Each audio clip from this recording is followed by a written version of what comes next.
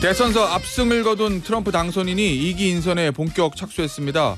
1기보다 훨씬 더 강경할 것이라는 예상이 지배적인 가운데 한국은 과연 어떤 대비태세를 갖춰야 좋을지 SBS 외교안보 팀장 김수영 기자와 이야기 좀 나눠보겠습니다. 안녕하세요. 안녕하세요. 자주 뵙습니다. 예, 자주 뵙습니다. 네. 솔직히 이제 말씀해 보세요. 예상했어요?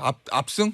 트럼프의 압승. 압승까지는 사실 예상을 못했고요. 왜냐하면 미국 여러 매체들의 여론조사 결과가 박빙으로 예상이 맞아요. 됐기 때문에 하지만 트럼프가 막판까지도 경합주에서 앞서고 있다는 여러 가지 조짐들은 보이고 있었지만 또 여론조사 결과를 아주 신뢰하지 못하겠다는 수준은 아니었는데 결과적으로 놓고 보면 이렇게 트럼프가 크게 이길 줄은 많은 사람들이 예측 못했던 것 같습니다. 알겠습니다. 자, 어쨌든 당선은 됐고, 자 이제는 그러면 트럼프 2기가 어떻게 될 건지, 우리는 어떤 대비를 해야 될지 이건데, 네. 트럼프 2기는 어떤 정권이 될 거다. 이거 뭐 한마디로 요약해 주신다면 어떨까요?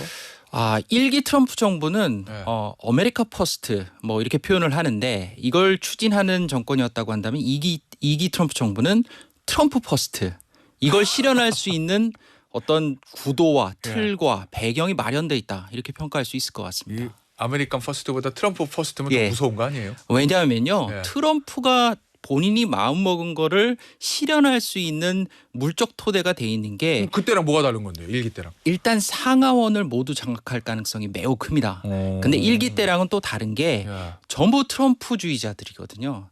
트럼프 당으로 그동안 트럼프가 공화당을 완전히 탈바꿔 놓은 상태에서 상하원 양 국회를 다 장악을 했고요. 두 번째는 내각 인선을 하는 걸 보면 트럼프가 본인이 조금이라도 마음에 안 드는 사람은 전부 배제를 하고 있습니다. 얼마 전에 니키 헤일리나 pom페이오 pom페이오 같은 사람들은 본인에게, 그러니까 트럼프에게 조금이라도 반기를 들었거나 혹은 딴 생각을 했거나 이런 사람들은 가차없이 쳐내고 있거든요. 그러면 완전히 트럼프 충성파들로 이 내각까지 다 채운다는 얘기여서 의회와 내각을 전부 트럼프 사람들을 채워서 본인이 마음먹은 거를 그대로 실현할 수 있는 토대가 마련돼 있기 때문에 트럼프 퍼스트 시대가 열릴 수 있다, 이렇게 표현할 수 있을 것 같습니다. 그러면 이런 거예요. 저 1기 때는 사실은 트럼프 당시 대통령이 정치한 지 얼마 안 돼서 대통령 됐는데 이게 공화당의 주류라기보다는 비주류였죠. 약간 비주류고 이단화적 이미지가 있었는데 그렇습니다. 이제는 완전히 본인이 주류가 됐다. 그렇습니다. 1기 트럼프 때는요. 트럼프가 사람을 쓰려고 했는데 사실 그렇게 많이 사람들이 모이지가 않았어요. 그래가지고 어떻게 인선을 했냐면 주로 장군 출신들. 맞아, 그랬죠. 이런 분들은 국가에서 부른다라고 하면 본인의 어떤 공직에 대한 사명감 이런 것 때문에 마지못해서 응하는 사람들이 있었거든요. 뭐 매티스 국방장관이라든지 뭐 저 백악관 비서실장도 마찬가지였고요. 그런데 이번 트럼프는 그때와는 완전히 상황이 다르죠. 그러니까 그런 범보수층, 그러니까 이 범보수층은 네오콘이라고 예전에는 주로 많이 표현을 했었는데 그런 보수주의자들과 트럼프주의자들은 완전히 결이 다릅니다. 이제는 트럼프주의자들로만 주변을 충분히 채우고도 남음이 있는 그런 상황이 됐죠. 이야, 그리고 뭐 이제 본인이 한번 해봤으니까 또 그럼요. 집권의 경험이 굉장히 무섭습니다. 알겠습니다. 이게 지금 보니까 이미 하마평에 오른 사람들 중에서 확정이 된 사람들이 있어요. 이 중에서 제일 관심 가는 건 역시 비서실장. 미국 역사상 최초의 여성 비서실장이라는 수지 와일스. 이 사람인데 이 사람은 어떤 사람이에요? 한마디로 표현하면요. 적토마를 길들이는데 성공한 사람입니다. 그 적토마는 트럼프를 얘기하는 거죠. 트럼프 대통령 당선인이죠. 아무도 길들이지 못했어요. 트럼프 당선인을 길들이려고 시도했던 주변 인사들이 가차없이 쳐내지고 그런 비참하게 쫓겨나고 이런 경우가 많았거든요. 근데 수지 와일스라는 분은 이번에 당선 연설을 할 때도 보면 아시겠지만 무대 뒤에 숨어 있었어요. 그렇더라고요. 근데 트럼프 당선인이 일로 올라오세요라고 하는데도 올라와서 끝까지 자기 연설을 안 했습니다. 아주 그림자처럼 뒤에 숨어 다니면서 조직과 예산과 이런 주변 캠프를 완전히 장악했거든요. 예를 들어서 플로리다 같은 경우는 지난번 대선에서는 경합주로 분류가 되는 지역이었거든요. 이번 말고 지난 대선에서는. 그런데 수지 와일스가 원래 플로리다 기반으로 정치를 했던 분인데 이분 때문에 플로리다가 완전히 공화당 우세 지역으로 탈바꿈을 했다, 이런 평가를 받고 있습니다. 이분이 특징이 뭐냐면 트럼프 당선인에게 접근하는 사람들에 대한 강력한 통제권을 갖고 그러니까 이른바 검증되지 않은 사람들을 접근하지 못하도록 사전에 차단하는 걸 조건으로 걸고 약속을 받고 이번에 비서실장이 됐거든요. 문고리 권력의 순기능이구나. 그렇습니다. 그러니까. 문고리 중에 문고리인데 예.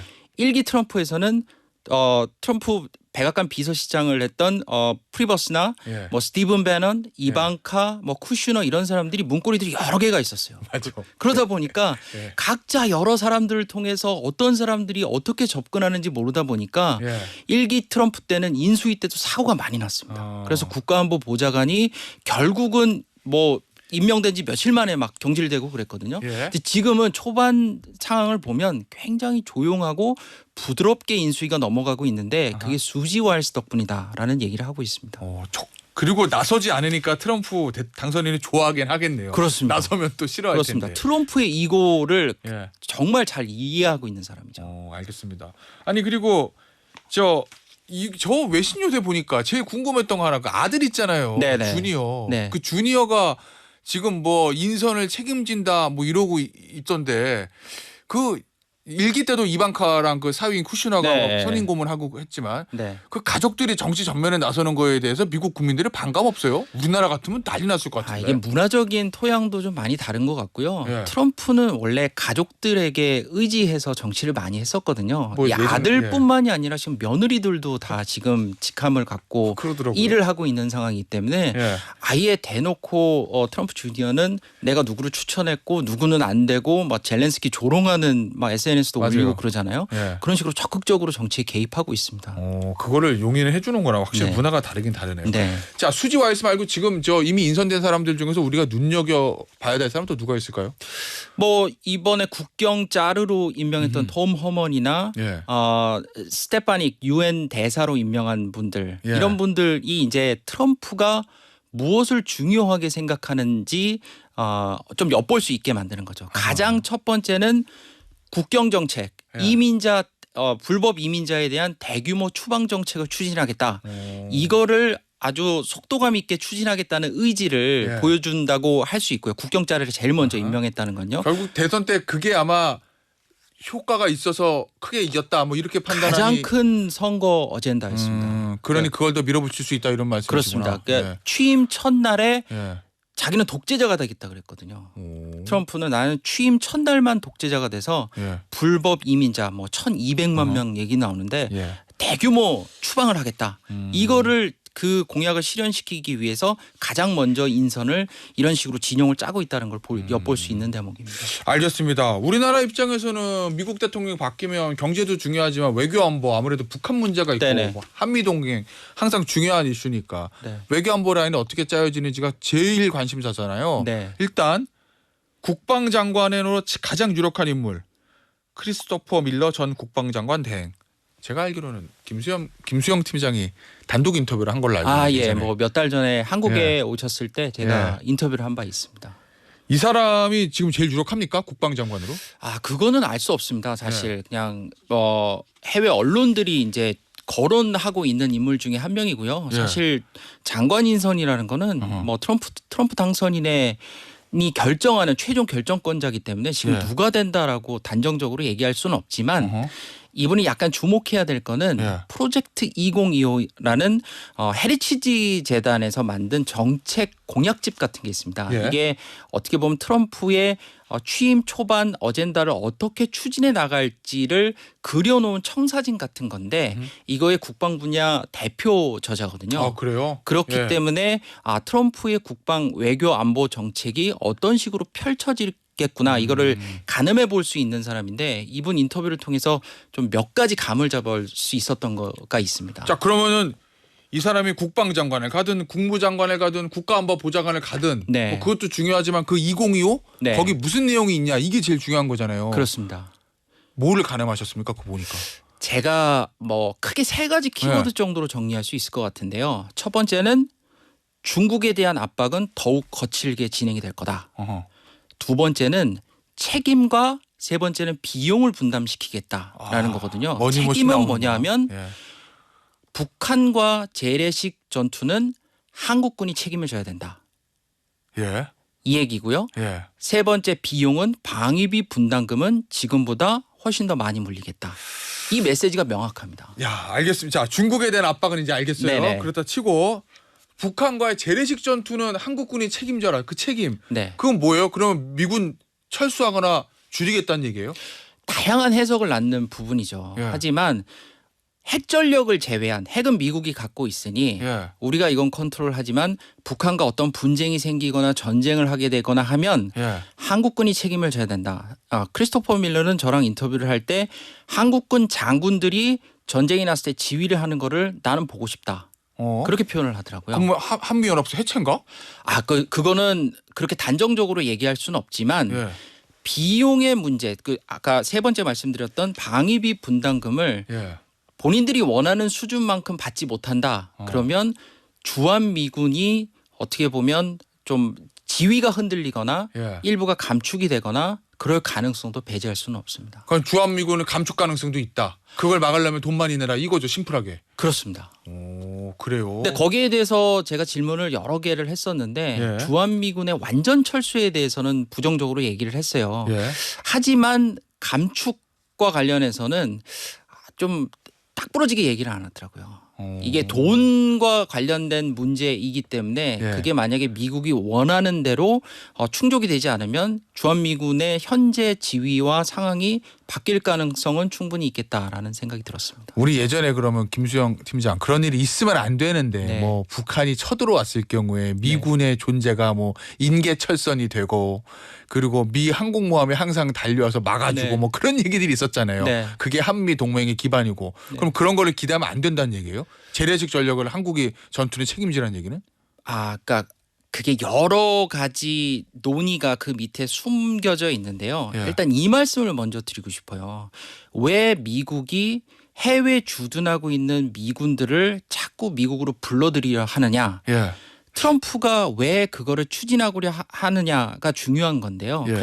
크리스토퍼 밀러는 그렇게 설명을 하더라고요. 지금 미국에서 가장 중요한 현안은 마약 문제입니다. 마약? 예. 예. 뭐 어떤 얘기냐면 남쪽 국경에서 불법으로 넘어 들어오고 있는 마약. 예. 그러니까 이게 불법 이민 문제하고도 관련이 있다라고 얘기를 하고 있거든요. 근데 그렇게 해서 한 해 숨지는 예. 그러니까 펜타닐 같이 합성 마약으로 만들어지는 그 불법 마약으로 숨지는 미국인들이 한 해 7만 1,000명쯤 된대요. 감이 온다 무슨 예. 얘기인지. 예. 하루에 대형 비행기가 한 대 이상씩 떨어지는 거거든요. 예. 그렇게 해서 많은 사람들이 숨지는 것과 비슷한 참사가 매일 벌어지고 있는데 미군이 예비군까지 합치면 200만 명이 넘는다고 해요. 근데 그렇게 군대 많아봐야 뭐하냐. 세계 최강의 군대를 가져봐야 뭐하냐. 예. 이거 국경 문제도 하나도 못 막고 근데 그런 군인들을 불러들여서 이런 내부의 문제를 먼저 해결하는 게 예. 트럼프의 최우선 현안이다. 그리고 실제로 크리스토퍼 밀러는 국방장관 대행을 했을 때 예. 소말리아나 이라크나 아프가니스탄에서 미군들을 철군을 했었습니다. 그것 때문에 트럼프가 굉장히 좋게 봤던 분이거든요. 예. 예. 그럼 결국은 미군들을 데리고 한국 휴전선 지키게 하는 것보다 미국 남부 국경선 지키기 위해서 불법 이민이라 마약 들어오는 거 막겠다 이거네요, 심플하게. 그게 제일 큰 우선이고요. 하지만 아까 제가 처음 말씀드렸지만 중국에 대한 대중국 견제, 압박 이게 트럼프 정부의 굉장히 큰 그렇죠. 어젠다거든요. 예. 그렇기 때문에 한국은 굉장히 중요한 전략적 그렇겠죠. 지역입니다. 예. 하지만 우리가 생각해봐야 될 거는 지금 트럼프 정부가 생각하고 있는 거는 우리는 북한이 최고의 안보 위협이지만 예. 미국 트럼프 정부에서 생각하는 거는 최고의 안보 위협은 중국이거든요. 그렇기 때문에 주한 미군으로 배치된 미군들이 예. 북한만 상대하는 게 아니라 중국 중국을 견제가. 상대를 해줘야 된다는 거고 그게 트럼프 정부에서 크게 고민하는 부분 중에 하나입니다. 적절한 수를 유지하는 게 네. 그 관건이 되겠다. 트럼프 행정부 입장에서도 중국도 견제를 해야 되니까 그 말씀이신 거고. 그건 어때요, 그러면? 핵무기. 네. 왜냐하면 하도 이제 비용 저 트럼프 행정부 돈 하니까 네. 그러면은 야 핵도 너희들이 알아서 만들어서 지켜 이럴 수도 있지 않을까? 그럼 우리 자체 핵무장 하는 얘기 나오는 거 아니야? 뭐 그 얘기들 솔솔 나오기 시작하거든요, 벌써. 그러니까 그거는 핵 문제는 사실 저는 가장 마지막에 나와야 되는 거라고 생각을 하고요. 예. 그거는 우리가 정말 협상이 안 되고 이것저것 다 최후의 수단에 이제 핵을 자체 핵무장을 할 거냐, 전술핵을 가져다 놓을 거냐 이런 문제들이 나오는 수순이 그렇게 되는데 다만 핵 문제가 우리가 자체 핵무장을 하는 거는 굉장히 어려운 일입니다. 이건 그렇겠죠. 정치권에서도 만약에 자치 핵무장을 우리가 해야겠다라고 하면 예. NPT 체제를 탈퇴를 해야 되기 때문에 이제 한미 동맹이 깨지거나 혹은 우리가 경제 제재를 받으면서 굉장히 어려운 상황에 처할 수가 있거든요. 예. 이제 그런 거를 각오하고라도 우리가 안보 문제에서 이걸 해야겠다 하면 국민적인 동의와 합의를 거쳐서 해야겠죠. 예. 하지만 굉장히 어려운 문제다라는 걸 먼저 말씀드리고 싶고요. 미국에서 먼저 그 가능성 열어줄 가능성은 없어요? 그런 얘기를 트럼프 주변 인사 중에서 중국을 견제하기 위해서 예. 한국의 자체 핵무장도 선택지에 올려놔야 되는 거 아니냐 이런 말씀을 하시는 분들은 있지만 예. 그게 트럼프 정부에서 아주 폭넓게 공유되고 있는 생각이다라고 보기는 아직은 어렵고요. 다만 전술핵 재배치 문제에 대해서는 제가 네. 크리스토퍼 밀러와 인터뷰할 때 선택지가 될 수 있다라고 표현을 했습니다. 아주 상황이 안 좋아졌을 때 한국인들의 동의를 전제로 해서 전술핵 재배치는 충분히 고려할 만하다라는 발언을 했고요. 공화당 간사나 상원 군사위 간사나 외교위 간사들도 한국의 전술핵을 재배치해서 예. 동북아시아의 중국 견제를 하는 데 있어서 뭔가 좀 새로운 틀을 짜야 된다 이런 발언을 하는 분들은 있습니다. 오, 그래요? 알겠습니다. 북한 비핵화에 대한 입장은 어떤 거예요? 네. 일각에서는 그런 얘기도 나오던데 김정은이 핵 감축을 시도를 할 거다. 그럼 핵 감축한다는 얘기는 그거는 결국 북한 비핵화 포기하는 거나 마찬가지잖아요. 그렇습니다. 네. 1기 트럼프 때는 북한의 비핵화를 목표로 싱가포르 회담이나 하노이 회담도 진행을 했었거든요. 근데 그 사이에 상황이 조금 바뀌긴 했습니다. 왜냐하면 이제 김정은은 핵 포기를 하지 않겠다는 거를 거의 헌법에도 박아 넣었고요. 예. 그리고 자기들의 우라늄 농축 시설을 막 새로 보여주면서 우리가 이렇게 강력한 핵 대국이 됐다라고 하는 거를 강조를 하고 있는데 2기 트럼프 정부가 출범을 하게 되면 결국 김정은과 협상을 하긴 할 텐데 그게 과거의 비핵화 협상이 아닌 핵 감축 협상이 되지 않겠냐. 그리고 그 핵 감축이라는 거는 미국의 위협이 되는 핵 능력 뭐 예를 들어서 ICBM 발사 기반이라든지 이런 거를 없애는 방식으로 협상이 진행되는 거 아니냐라는 우려도 나오고 있습니다. 알겠습니다. 우리 김수영 팀장 얘기를 쭉 들어보니까 트럼프 행정부 입장에서도 우리나라 미군 좀 감축시키고 싶고 방위비도 많이 물리고 싶고 그렇긴 한데 중국을 견제하는 것으로서 우리나라의 가치가 또 있으니까 네. 뭔가 우리나라뿐만 아니라 미국도 좀 약간 딜레마 상황인 것 같기도 하거든요. 자, 그럼 이 상황에서 우리는 대미 전략 새 트럼프 행정부가 출범하면 어떻게 가져가야 됩니까? 굉장히 어려운 질문인데요. 예. 트럼프를 상대해봤던 경험이 있고 트럼프에 대해서 알고 있는 분들이 사실 우리 정부에도 많이 있습니다. 그런데 예. 협상하기 어려운 상대임에는 분명하지만 또 트럼프의 그런 예측 불가능함이 또 그 예측 불가능하다는 거를 또 예측할 수 있거든요. 예. 그러니까 트럼프와 협상을 할 때는 트럼프는 자존심이 세고 즉흥적인 사람이기 때문에 그 특성을 충분히 살려야 되고요. 또 주목해봐야 될 게 트럼프는 정상 간의 개인적인 관계를 굉장히 중요시하는 사람입니다. 그래서 김정은과도 본인이 이렇게 합의 맞고 가까워졌다라고 느끼는 게 친서를 주고받으면서 정말 본인이 친밀감을 느끼고 그래서 김정은하고 실제로 주고받은 친서를 보면 예. 이렇게까지 이런 내용을 쓰나라고 싶을 정도로 아주 구구절절 메시지를 쓰거든요. 예. 그러니까 우리도 뭔가 트럼프와 새로 관계를 맺을 때 그런 결국은 정상 간의 케미, 관계도 중요한 요소 중에 하나거든요. 그런 걸 어떻게 잘 맺을지를 고민해 봐야 되는 시점이 아닐까 싶습니다. 알겠습니다. 여기서 마무리하도록 할게요. 지금까지 SBS 외교안보 팀장인 김수영 기자였습니다. 감사합니다. 감사합니다.